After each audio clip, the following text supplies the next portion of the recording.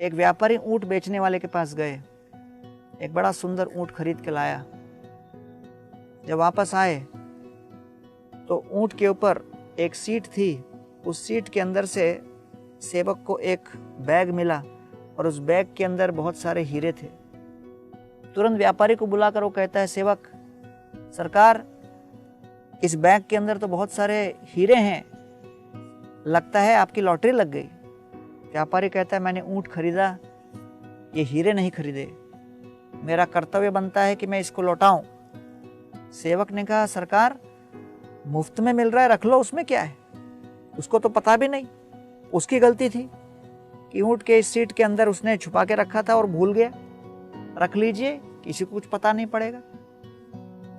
व्यापारी कहते, नहीं, हम तुरंत जाके उसको लौटाएंगे। गए और ऊंट बेचने वाले के पास जाकर बोलते हैं, सर आपके इस ऊंट के सीट के अंदर से हमको ये सारे हीरे मिले, ये थैली आपकी है।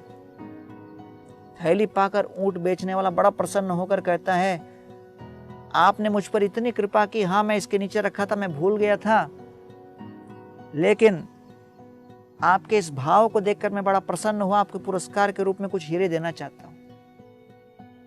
तो व्यापारी मना करता है, कहता कोई जरूरत नहीं है, जो हुआ सो हुआ, अच्छा हुआ, मेरा कर्तव्य था, मैं आपको लौटा दिया। ऊंट बेचने वाला बल देने लगा, नहीं, मैं आपको पुरस्कृत करना ही चाहता हूं। फिर अंत में व्यापारी ने कह दिया, देखिए इसमें से 2 हीरे मैंने अपने पास पहले ही रख लिए, तो इसलिए आपसे पुरस्कार की कोई आवश्यकता नहीं। जब ऊंट बेचने वाले ने सुना तो तुरंत बैग खोला और बैग के अंदर गिनती करने लगा और गिन गिन कर देखता है कि सारे हीरे हैं। तो व्यापारी को देखकर कहता है कि सारे हीरे तो अंदर हैं, तो आप किसकी बात कर रहे हो कि आप 2 हीरे रख लिए।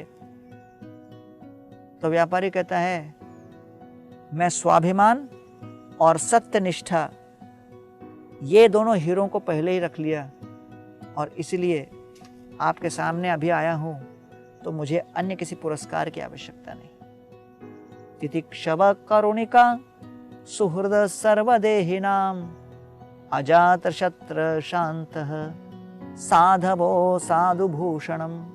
सहनशीलता, करुणा, दूसरों के प्रति सद्भावना, सबके प्रति संभाव, ये सभी साधु के लक्षण हैं और भगवत भक्ति के जीवन में उतरने पर ये सारे गुण एकमेव हमारे जीवन में प्रकट होते हैं।